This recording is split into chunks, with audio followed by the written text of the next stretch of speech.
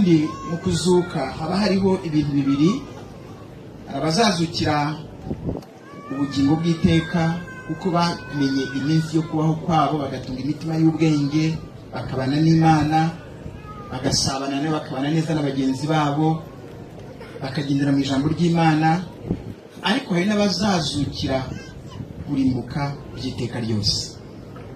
Reka nsabire buri wese uri aha ngaha, by'umwihariko abagize imiryango yabuze ababo, kugira ngo Imana iturinde uyu muzuko wo kuzazuka twongera kurimbuka by'iteka ryose.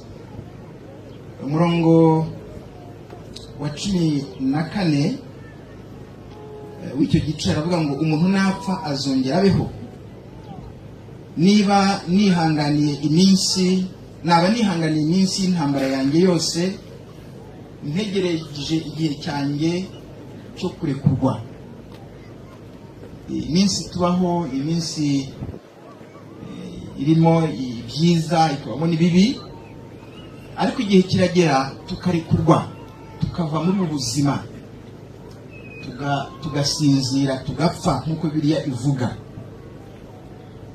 Reka rero two kuzasinzira tudafite ibyiringiro, ahubwo tuzasinzira n'ibyiringiro byo kuzazukira ubugingo bw'iteka ryose.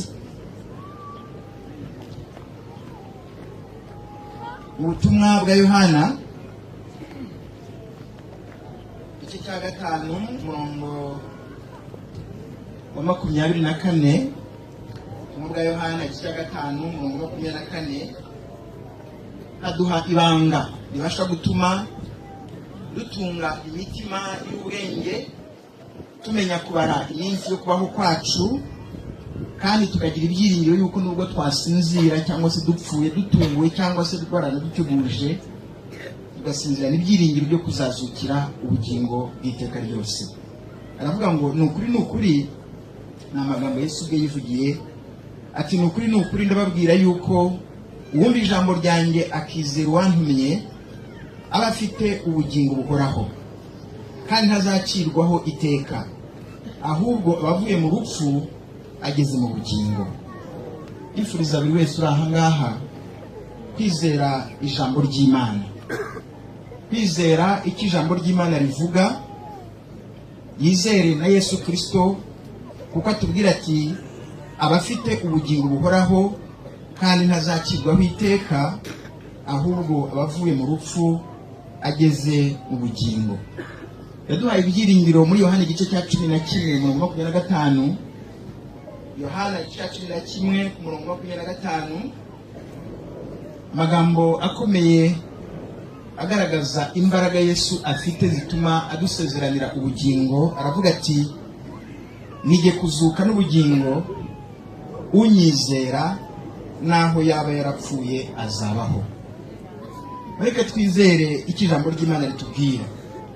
Ijambo ry'Imana ritubwira yuko wizera Yesu Kristo naho yaba yarapfuye azabaho. Umurongo wa 26 turavuga ngo kandi umuntu wese ukiriho unyizera ntazapfa iteka ryose. Mbese wizeye ibyo? Umuntu wese ukiriho wizeye Yesu Kristo ntabwo azapfa rwa rupfu rw'iteka ryose, ahubwo nanasinzira nk'uko basinziriye azazukira ubugingo bw'iteka ryose. Urwandiko rwa mbere rwa Yohana, nerekeza ku musozo. Urwandiko rwa mbere rwa Yohana igice cya 5 umurongo wa 11 n'uwa 12, hari andi magambo yunganira yanga yamaze gusoma. Guhinga ndetse no gusarura, mbese gukurikirana imirimo uko bisanzwe ikorerwa muri icyo gishanga cya Jarama. Rero mu gicamunsi nibwo abo bagenzi bacu, ubwo bari bakimara kugera i Gasozi, hahise hakuba imvura bigaragara ko yari nyinshi. Rero bamwe muri bo babashije kwihuta kugira ngo bajye mu mago, abandi imvura ibasangaho bagitunganya ibyo bari bavanye mu gishanga kugira ngo bazamuke. Rero ubwo batunganyaga ibyo bintu, imvura ikagwa, nibwo bahise bihutira kugama mu nzu y'imboni z'imiyoborere y'imboni z'umutekano zugamamo izuba aho ngaho ndetse n'imvura, bose bajyamo barugama. Bamaze kugama nibwo inkuba yabakubitaga ibasanze muri iyo nzu. Cyabaye ikibazo kitumvikana kitanagaragara, kuko bamwe muri twe ntitwabashije guhita tubyakira ngo tunabyumve. Ubwo rero hakurikiyeho ko inkuru zivugwa, abafite imbaraga n'abatazifite, dukora ibishoboka byose kugira ngo tuze gutanga inkuru tuziriho. Ahakoreshwaga iminota 10 hakoreshejwe iminota 2. Tuhageze dusanga koko iki kibazo bakitubwiye niko kimeze. Ubwo twahise twihutira natwe gutabaza inzego, ubuyobozi, dukurikije uko inzego z'igihugu cyacu cyubakitse. Turahamagara, abandi turababwira, bariruka bajya kureba, abo bishoboka bari hafi baraza, hanyuma batugeraho. Aho nshima rero nuko muri uko gutabaza, bimwe navuze ko ahagendwaga iminota 10 hagenzwe 5, nemeza ko hari n'ahagendaga isaha yose ashobora kuba harakoreshejwe iminota 10, kuko uwo mwanya inzego z'umutekano zahise zitugeraho, ingabo na polisi, daso, umudugudu, akagari, umurenge, abaganga bose baraza, kuko twari turi guharanira guhururiza byanze bikunze kugira ngo turebe niba hari aba bakihumeka. Biza kurangira hari abari barimo bagihumeka. Izo nzego mbabwiye uko zikurikiranye, turafatanya tubasha kugira abarokokamo, ariko izo nzego zibigizemo uruhare cyane, kugeza ubwo byageze mu masaha nk'aya saa 6:30 saa 7 tukiri kumwe n'umuyobozi wacu w'akarere, mu mvura itari gucya, kuko yageze ahirongera iragwa mu kiziba kitagira uko kingana, kuko wabonaga ni umunsi twabonaga udasanzwe muri icyo gice duherereyemo mu murenge wa Jarama. Ni ibintu byari byahinduye isura, kuko twumvaga ko kuva, turabizi ko abantu umuntu apfa, ariko batubwiye ko mu mateka ibyo bitigeze bibaho, aho inkubiza igakubitira rimwe abantu 9 bose bagapfa. Ubwo rero nkomeje gushima, ndagira ngo inzego zose uko zubakitse mu gihugu cyacu, zubakitse neza, zose ndazishimira, ndetse nkanazisaba ngo zize kudushimirira Perezida wa Repubulika, kuko uko byagenda kose turemeza ko bino bintu abizi, kuko abaye atabizi arabizi. Uko byagenda kose mumudushimirire. Turashima kandi uburyo twabashe gukomanga, gusaba, hanyuma icyifuzo cyacu kigahita cyubahirizwa, uko byari byatuyobeye, aho byari bigeze ko umuntu ari bujye gutabara akabura hatabara. Wajya gutabara kwa murumuna wawe ukibaza niba so wanyu uri bumusige, wajya gutabara kwa nyokorome ukibaza niba muramu wawe ari busigare. Bita bitubana ikibazo.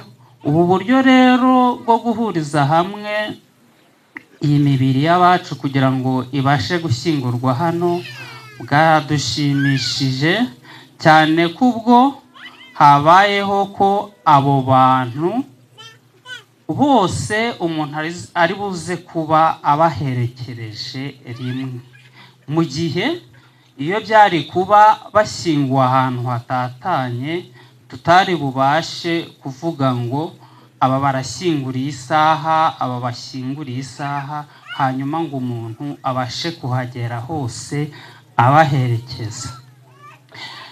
Rero ndahumuriza imiryango yacu yabuze abacu batuvuyemo, ariko murabona ko turashyigikiwe, igihugu cyacu kirubakitse, murabona inshuti n'abavandimwe, murabona abayobozi, kuro nta mpamvu yo kwiheba, mwihangane, turi kumwe n'abavandimwe, turi kumwe n'inshuti, turi mu gihugu gikomeye cyitaye ku muturage.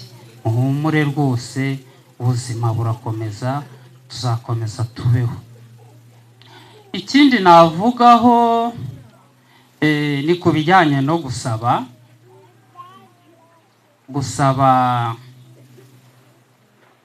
turareba tukabona ntacyo twasaba, kuko iyo tugiye gusaba ubuyobozi bwacu buduha mbere y'uko dusaba, bigaragara ko n'ibyo twari busabe bugira gute burabirenza.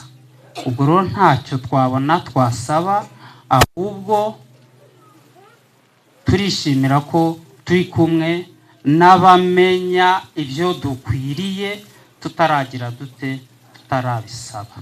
Ndikumva nasoreza aho ngaho, murakoze. Ntara yacu y'Iburasirazuba, banyakubahwa muhagarariye inzego z'umutekano ku ntara no ku karere kacu, banyakubahwa perezida w'inama njyanama n'abandi bajyanama, banyakubahwa ba visi meya, ba gitifu, ababyeyi, bavandimwe, imiryango mwabuze, abavandimwe, ababyeyi ndetse n'inshuti, nagira ngo mu izina ry'ubuyobozi bw'akarere tubanze kubihanganisha tuvuga ngo mukomere cyane.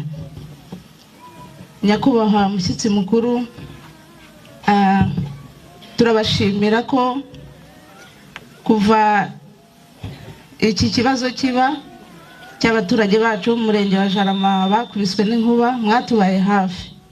Kuva ku buyobozi bukuru bw'igihugu cyacu, namwe ubufasha bukenewe, inama zikenewe kugira ngo tubashe kuba hafi iyi miryango mwarabuduhaye, niyo mpamvu tubashimira. Ariko dushimira n'abaturage b'umurenge wa Jarama kuko babaye hafi cyane iyi miryango, ari guhera ku bari bamaze kwitaba Imana, ku bari bakeneye ubuvuzi, kubageza ku kigo nderabuzima, kubatwara ku bitaro, barahabaye. Abaturage benshi bari bahari. Dushimira cyane inzego z'ubuzima, kuva ku bitaro bikuru bya Kibungo, ikigo nderabuzima cya Jarama, habayeho kwitanga kugira ngo abari basigaye bafite ubuzima bakomeze kugira ubuzima. Aka kanya rero twagira ngo dukomeze kwihanganisha imiryango yabuze aba bavandimwe, ariko nk'ubuyobozi bw'akarere tunavuga ko twamaze gusesengura imibereho y'iyi miryango. Abafite ibibazo twarabamenye kuko dufitemo abana, umwana wabuze nyina kandi wenda papa we nawe ntawe uhari, tukagiramo umwana w'uruhinja w'amezi 15 wasigaranye na se, tukagiramo abasaza, umusaza n'umukecuru babuze umwana n'umwuzukuru, ubwo n'abandi babashamikiyeho. Abo bose nyakubahwa gavana turabizeza ko dukomeza kubaba hafi kugira ngo dukurikirane ubuzima bwabo, imibereho yabo. Abo bana bakiri bato bakomeze, niba bigaga ishuri bakomeze bige, nta kindi kibayeho kibabuza, ndetse n'iyo miryango dukomeze kwishyigikira nk'uko twakomeje kubikora iki kibazo kikiba. Ndumva rero nta byinshi mfite byo kuvuga uretse gukomeza kubakomeza. Ibyago nyine ntibiteguza, kandi ariko nanavuga ngo dukomeze tugire amakenga. Dufite abaturage benshi nyakubahwa gavana bakoresha ikibaya, gihingwamo, ariko dukwiye kugira amakenga haba mu kibaya ndetse n'imusozi, cyane cyane dukomeza gukurikiza amabwiriza tugirwa n'inzego z'ubuyobozi.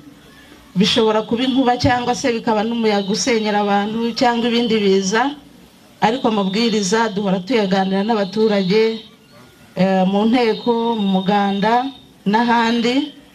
Kandi ntekereza ko wenda ibintu nta nubwo twavuga ngo n'ubwa mbere habaye abantu benshi bagendeye rimwe, ariko ikiza cy'inkuba ubundi hambere twigeze kugira umubyeyi wakubiswe n'inkuba nawe yitaba Imana.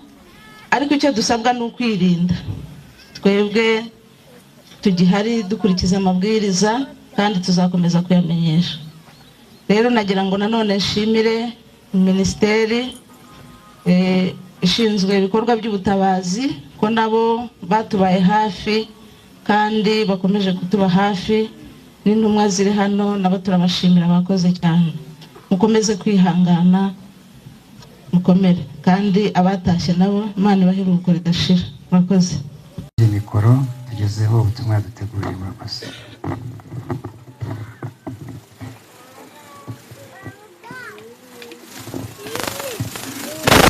Banyakubahwa muhagarariye inzego z'umutekano,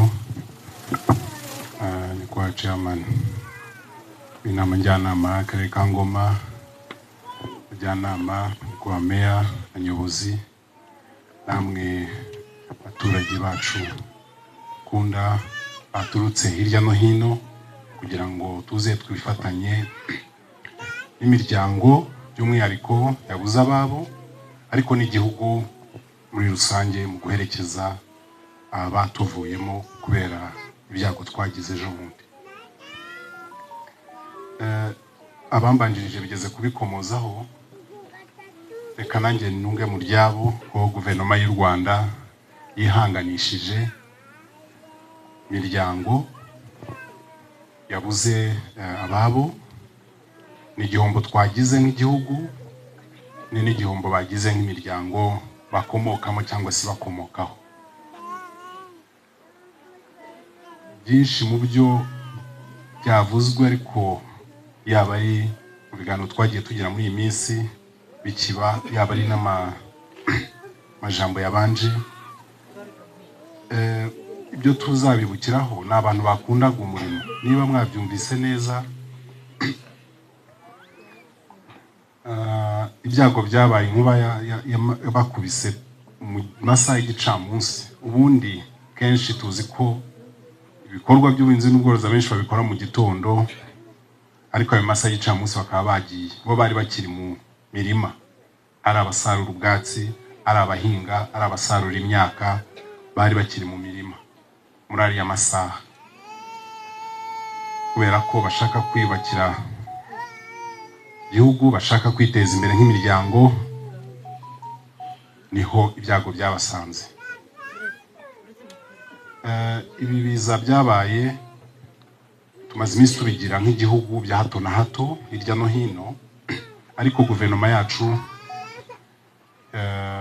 guverinoma y'u Rwanda ishyira umuturage imbere, ireberera umuturage, gakomeza kudukangurira kubaka ubudahangarwa, cyane cyane duhangana n'imihindagurikire y'ikirere. Nibwo mubona gahunda dukomeje zo gutera ibiti kugira ngo dushobore gukurura imvura igwe, duhinge tweze, tugaca imiringoti kugira ngo n'imvura niba nyinshi itatwangiriza, tugategura ibishanga n'ibibaya kugira ngo dukomeze tubihinge, noneho kubaka ubwo budahangarwa, ariko tunubake ubwizigame ndetse no guteganya iminsi ibiri imbere. Icyo dusabwa ni ukugira ngo dukomeze tubigire ibyacu. Aba tuzabibuka kenshi, atari uko twagize ibyago, ariko no kuvuga ngo uzi ko yaguye ku murimo yarimo yiteza imbere, teza imbere urugo rwe.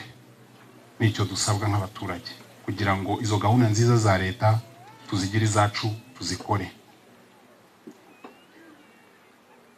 Ibindi ni ukugira ngo twibukiranye ko iyo ibi byago bitubayeho, bigira n'isomo bidusigira. Ese aho twibuka ko igihe cy'imvura koko inkuba ishobora gukubita, se twibuka ko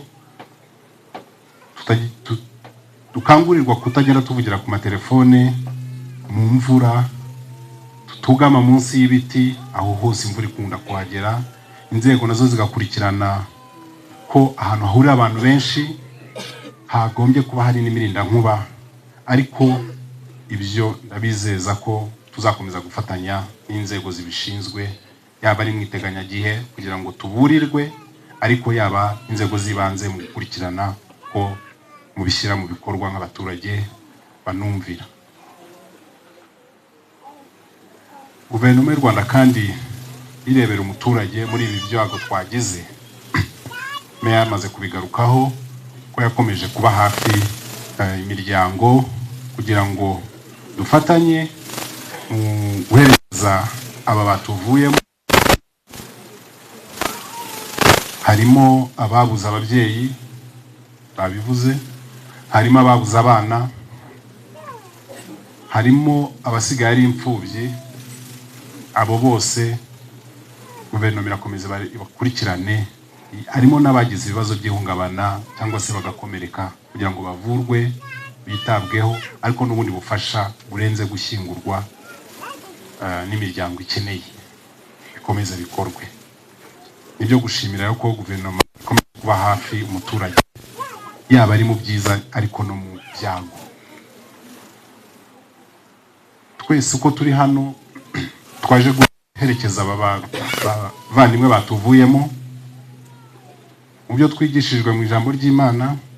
Muri ibi turi kubabwira mu gukomeza kwiyubakira ubwo budahangarwa no kwiteganyiriza no kwizigamira, no kugira ngo tudakomeza kureba mu kirere mu gihe turi kwiteganyiriza mu bikorwa by'ubuhinzi n'ubworozi. Murabizi ko ibikorwa byagutse, imishinga minini ikomeza gushyirwa mu bikorwa, ariko tunibukiranye ko habayemo n'igikorwa kinini cyane cy'urukundo no gufashanya. Iyi nkuba yaje yakubise mu byago bagize, ko ntiyatoranyije mwene kanaka cyangwa se utuya cyangwa uturuka. Bwa bumwe bwacu mwagaragaje mu kuza gutabara imiryango, kuva mu cyumva inkuru kugeza inkomere kwa muganga, gufata mu mugongo iyi miryango yabuze ababo, ariko no komeza kubaba hafi muri iyi minsi kugira ngo sa n'imitima badaheranwa n'agahinda. Ni rwa rukundo, ni rwa bumwe nanone dusabwa, kandi mwabigaragaje, turabibashimiye.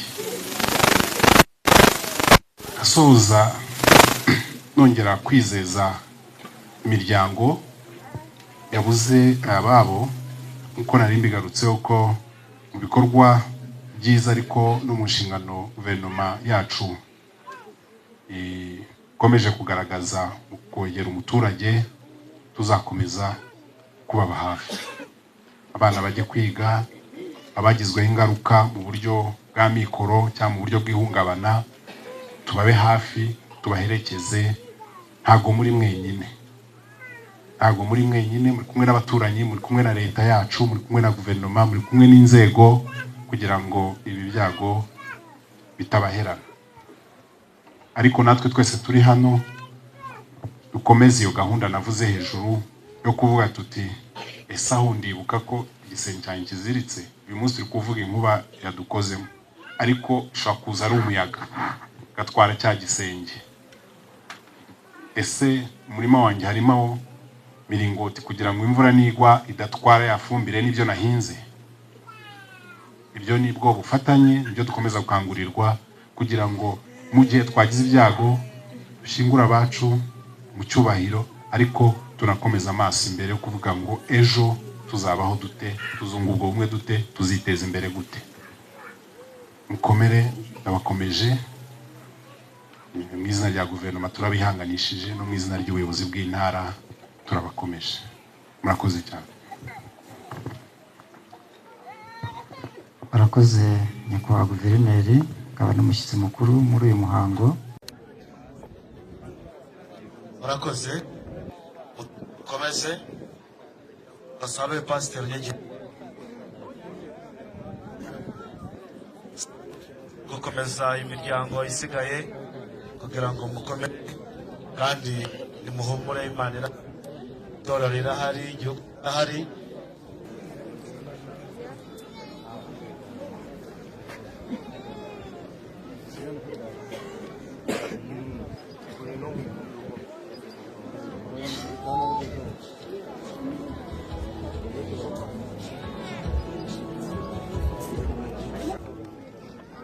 igikundiro gikomeye,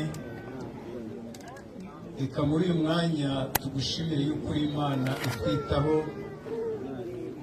ikagenera buri muntu wese igihe kimukwiriye, izina rye rihabwa icyubahiro. Duteraniye ahangaha atari kubw'umunezero kuko umuntu kandi umukomeze yumve ko kuri we ubuzima butarangiriye ahangaha, ko ugomba gukomeza kandi nawe akitegura kuko nawe igihe cye kizagera, ariko akwiriye gutunganya inzira ze bigishoboka. Aba bagiye kuruhukira ahangaha rero, imigambi yabo irangiriye ahangaha, ariko twebwe tukiri bazima uracyaduhaye akanya, reka dukore ibikwiriye. Ubane natwe rero muri uyu mwanya, kandi nidusoza dukomeze tugushime tuguhimbaza, tubikwambaje mu izina rya Yesu.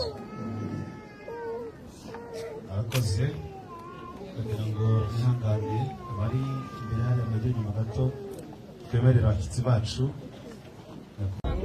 bagiye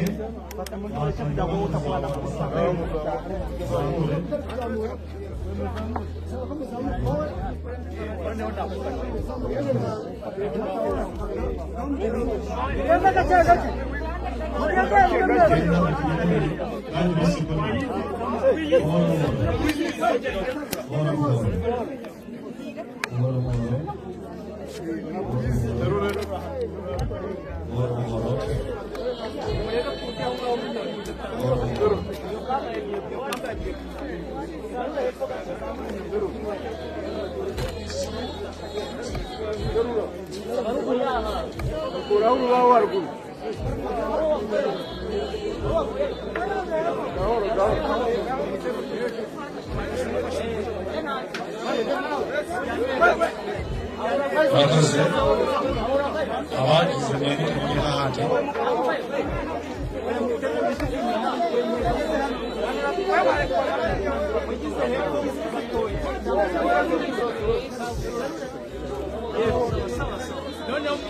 basoje murafata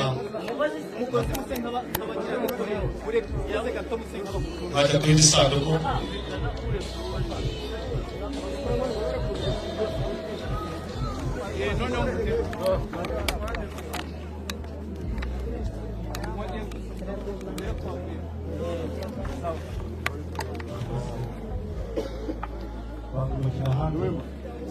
turahera harahi b'abahungu iyo baba bashyiraho imbere.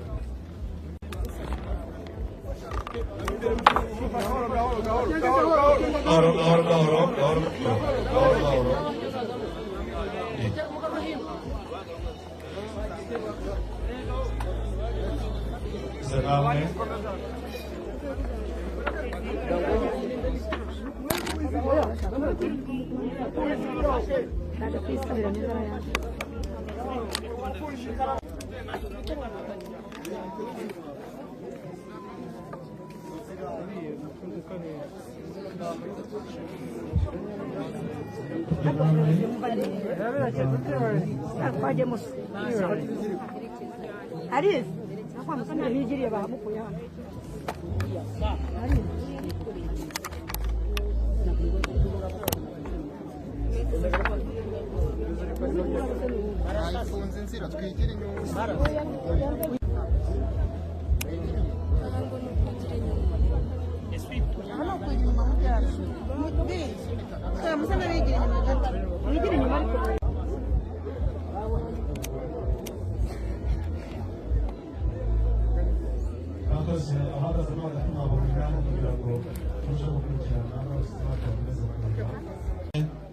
Yegereye